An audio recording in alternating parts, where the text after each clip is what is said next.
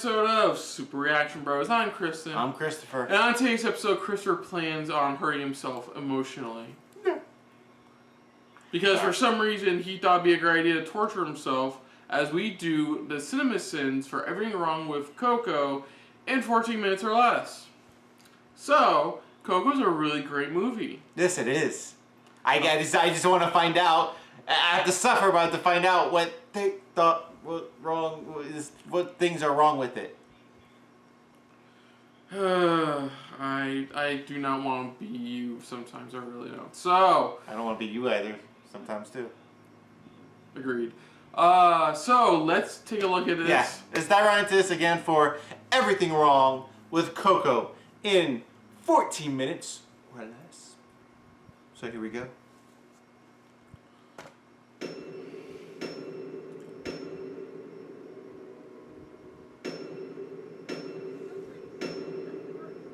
Well, Disney and Pixar studios just merged already. They are only separate because they both love logos. Also, I don't care if it's two of the most successful studios of all time. That's 44 seconds of two logos. Sometimes I think I'm cursed. And a narration. And one day, he left with his guitar and never returned. The opening narrow exposition of this movie is so Beauty and the Beast that I'm now half expecting at least one character to end up with Stockholm Syndrome. She rolled up her sleeves, and she learned to make shoes. The role of the great-great-grandmother will be played by Daniel Day-Lewis, who not only learned to actually make shoes, he spent the last year being animated. God, he's such a craftsman. You know, the last time I was in a room with a woman this old, a wrestling mask, and feathers, I've already said too much. Is that too much? Their house just like Mama Imelda did. I'm not sure hatred of music could or would be passed down this many generations. No one in this family ever stopped to ask if maybe the real villain in that story they tell every year is the Music Man and not music itself. Thank you! Inside jokes in these Pixar movies and movies in general are becoming distracting. Yeah. No music! I know, No music! No music! This really is just the Mexican animated version of Footloose, right? Yeah, sure. pretty much. Ratatouille, Brave, Moana, The Good Dinosaur, Frozen, Planes, Zootopia. Wouldn't it be weird to see a Disney Pixar movie about a protagonist that was exactly like their family and following all the rules and was still a compelling character? The inside jokes in these Pixar movies and movies in general are becoming I never noticed that. Yeah. Until 1942. While I ponder this oddly casual death being played for a laugh, I have to ask, was there any reason that bell had to be real? I know this is True. but It's the true. candles and flower situation here is making me anxious. Not to mention all that fruit next to the candles. Who wants warm, raw fruit? And ordinarily I would approve of the booze, but again, fire! Dia de los Muertos is the one night of the year our ancestors can come visit us. We put their photos on the ofrenda so their spirits can cross over. Expositional lecturing. I feel like I've seen this idiot dog character played this same way in at least 3 previous Disney movies. I think so. That he or anyone, including Jesus and Bob Dylan, could play a busted-ass homemade beater guitar like that. Look at this thing. The strings are all different distances apart from each other. This kid's Ernesto shrine is kind of sweet, and it shows he really does get what the Day of the Dead is all about, just with his personal hero as opposed to family. But I still can't remove a sin. The fire safety ignorance is a much bigger generational problem for this family than their hatred of music. Earlier, his grandma had super hearing for anything resembling music, but here he is in the attic, listening to and playing along with music, and no one in the entire house hears it.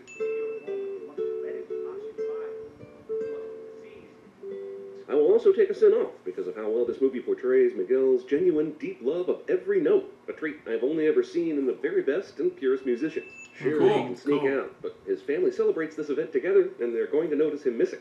I don't know how he expects this plan to work. Miguel is kind of stupid. It's time to join us in the workshop! Nike. Nike. What? Sure, this is exciting information, but why does Miguel think that this changes anything? He already knew that Mama Coco's father was a musician, right? So why is he emboldened to spill all this to his family? That's just fucked up. Kurt wrestling. Kurt wrestling.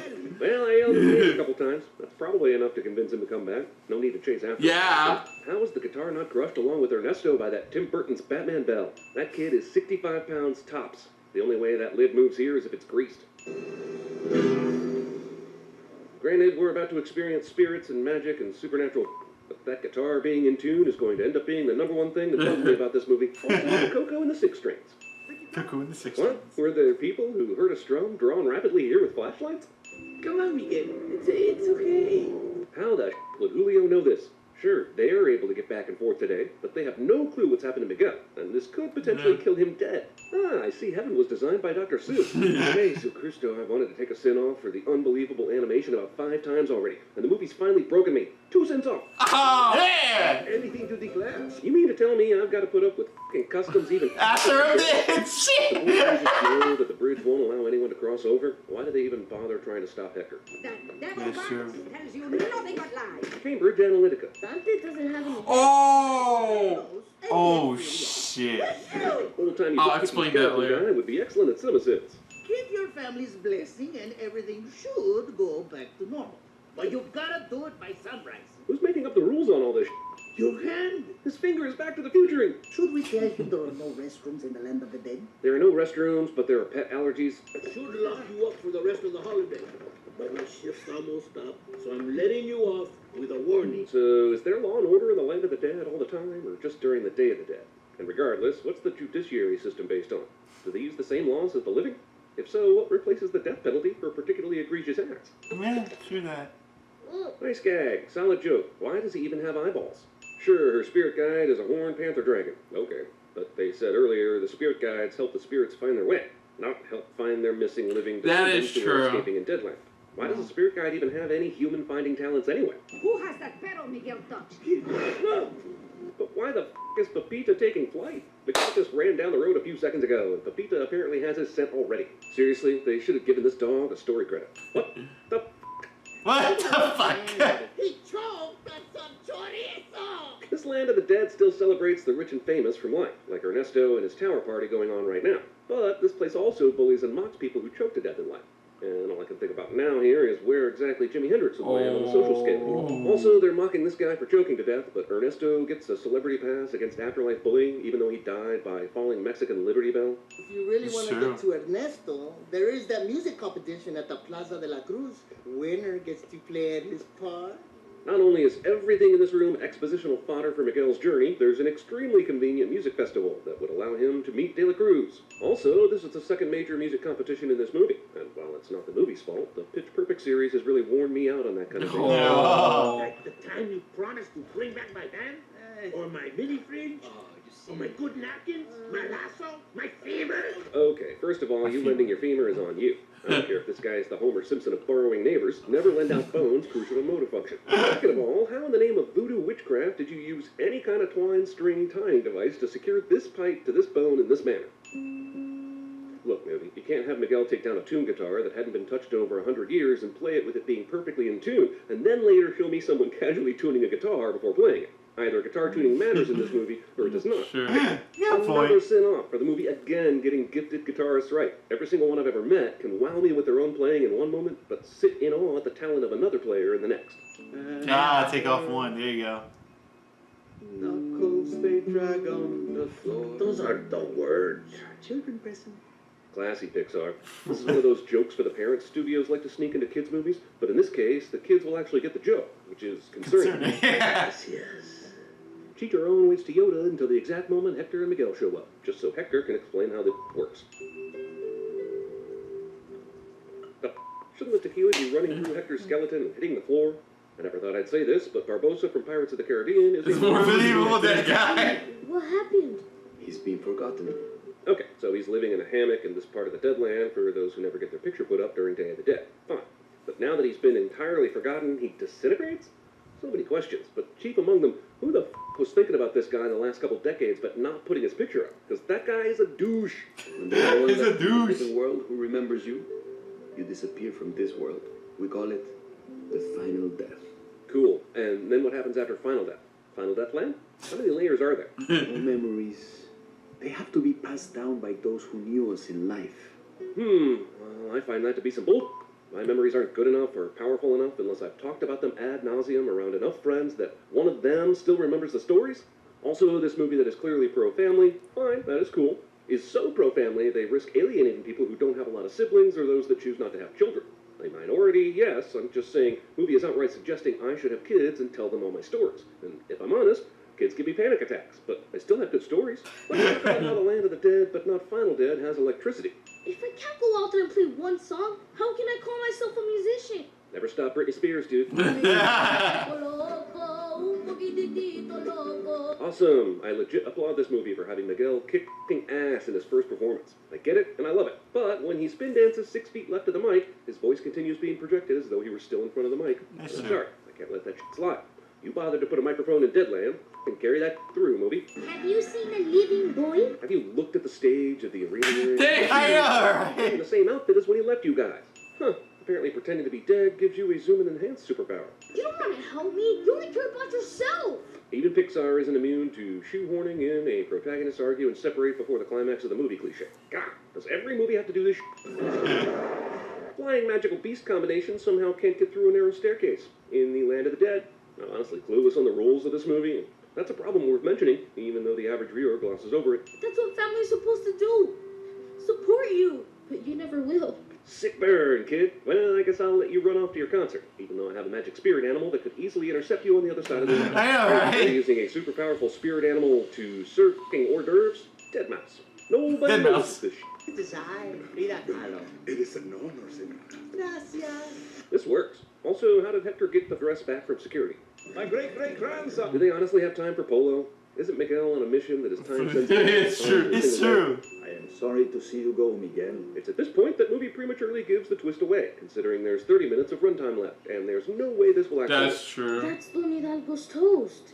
In the De La Cruz movie. Look. I would move heaven and earth for you, mi amigo. But in the movie, Don Hidalgo poisons the drink. Hang on, this exact clip is playing right now? I'm really starting to change the name to... The plot coincidence. I would move heaven and earth for you, mi amigo. I guess Ernesto's just been carrying that poison around in his suitcase this entire tour, waiting for a chance to use it. If you murder a living human kid in the Land of the Dead, does he die or what? He never died the first time, so he can't die a final death here. Which means that best case scenario, he just comes back here as a proper skeleton, no? My daughter. She's the reason you wanted to cross the bridge. I just wanted to see her again. But I neglected to mention the sole reason that I've been trying to make this happen during this entire movie until now. I mean, seriously, this movie would have been over a long time ago if Hector had said anything about his daughter. True. I wish I could tell her that her papa was trying to come home. Hector plays the pronoun game with Coco just so we can wring a little more tension out of That's him. true, My Coco. Roll Cocos! Even Roll though Cocos. that they're related and can easily rectify both of their situations by finding one of those plentiful petals and getting Hector's blessing, these assholes sit around this cave instead of searching for a way out. Dante! Dante's Machina. You are a real spirit guide. Why was he so stupid and normal looking and stupid then? God, I hate this dog. Does Okay. everything here have to be skull-shaped? He left this family. Tried to go home to you and Coco, but De La Cruz murdered him. It's true. God damn it, then why didn't you find a way to tell this to Imelda the whole time that you were in the Land of the Dead? The entire movie could have been solved with simple communication. Communication. I always say about every No more movie. music. Family comes first. What? Oh, did Fucking what? You were trying to murder my grandson. Not only is this a terrible way to convince Ernesto to hand over the photograph, technically Miguel is Imelda's great-great-grandson, so everything about this scene is kind of wrong. Like basically all Pixar movies, this film devolves into a garden variety chase scene at the end. Fortunately for Imelda and the movie, security takes a Blues Brothers tact of advancing on a performer on stage. You're going home. You're not going anywhere. Yeah, that's on Miguel for taking his sweet-ass time to grab that... I think I let him go back to the land of the living with your photo to keep your memory alive. Villain exposits his evil plan for all the world to see cliche. Look, we all knew there would be another spirit animal ex machina moment here. But what the took Pepita this long? Somehow, even though the cameras are inside the stadium, there's a perfectly framed shot of the killing bell for everyone to see. Miguel, stop! Damn it, Dad's classic move of ordering the kid to stop but not pursuing him is still not working. Don't know what keeps going wrong. Please. If you forget him, you'll be gone. Forever. Ah, Eternal Sunshine! I knew this movie was probably a nomination of 5 other movies, and until now I only knew 4 of them. Back to the Future, Crossroads, Heaven Can Wait, The Passion of the Christ, obviously. And finally, Eternal Sunshine of the Spotless Mind. Phew, glad that's solved. Remember me. I should remove a sin for this scene being so emotionally powerful, but since I can't see what I'm writing while ugly crying, I'll just let the sin go. Oh, what? Just what we needed, a pop remix of a song we've heard roughly 54 times already. Thank you. That's not bad. That's not bad. Hey. Just keeps going on, doesn't it? I've got a still to eat, tell you all about it when I got the time. One jump ahead of the slow pokes. Oh, hold Little buttercup has the sweetest smile. on. Here he goes.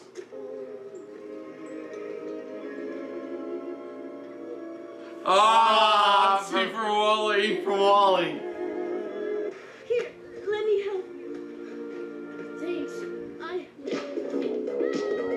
Thriller.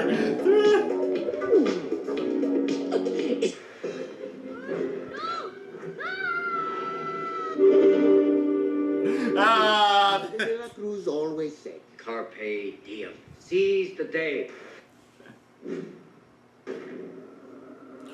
Oh, son of a bitch. He doesn't seem entirely dead. I'm not dead. Yeah. And you, my great-great-grandson, are meant to be a musician. Oh, okay. Cambridge Analytica is that company who helped with more or less helped with getting the 50 million users data out from Facebook. Yeah, I heard about Yeah, that. so that's what the joke was. Cambridge Analytica. They brought up a lot of like the most obvious parts. The thing is, of course, it's gonna have a lot of heavy family movie cliches. I get that. And again, the whole point of we could have changed this in the beginning of the movie, or we could have said this right at the beginning of the film. You know, it's basic stuff. That's what I said about most like romantic movies or most sitcoms. Is like if people honestly talk to each other, a lot of sitcoms would be very short. Very short. So the scene was here for all about being. Yeah, I think I still like the Kurt Russell part. That part was hilarious. Kurt Russell. But overall, yeah, it wasn't horrible. It wasn't like, oh my god, they just ruined it for me. No. That's the least amount of sins I've ever seen for one. In a while, pretty much that I've seen, but you know, it was all right. You know, it wasn't like like I said, heart wrenching or anything like that. But you know, it's still they had some points where like, no, let me take away from this thing. So this is actually a really good, solid scene that they did. Yeah. You know, but yeah, for the most part, agree for most. Essentially, tack more or less hit on the family movie cliches, the moral lesson cliches. That's all like it is. That. That's all it was. And Yeah. like I said, the film was fantastic. Love the film. Can't wait for Pixar's next one. But I loved it. Freaking, we both pretty much like waterworks pretty much in that film. Yeah. But like I said, they did a good job pretty much. It's just they went over the basic stuff that you would spot pretty much, or you noticed in a basic animated film, or like you said, a cliche type of film with the family. Yeah. So yeah, pretty good. So other than that, if you're new to the channel, you can hit the like button. If you want to talk some more about stuff like this, comment down below. If you want to share us around, share it around. And if you like us just a little bit more to anybody else when it comes to talking about cinema sins, hit the subscribe button down below. If you're also mobile, hit that bell icon. Just let us know what you guys liked about their cinema sins pretty much. What did you enjoy? What was the funniest part that you enjoyed? Overall for it, what was your favorite part for, even overall for Coco itself? What would you love about the film? What you like about it? It's anything. Let us know in the comments below. Put down what you thought of our reaction overall to this, Cinema Sins Coco one. But most importantly, thank you for watching. So until next time, I'm Kristen. I'm Christopher. This was a very cinema sin-filled episode of SRB. See you later. Hey guys, thanks for watching. If you want to check out our previous reactions, as well as our other shows, click the playlist down below. And if you want to check us out in the social universe, you can check us out on Twitter, as well as Stardust, @SuperReactBros.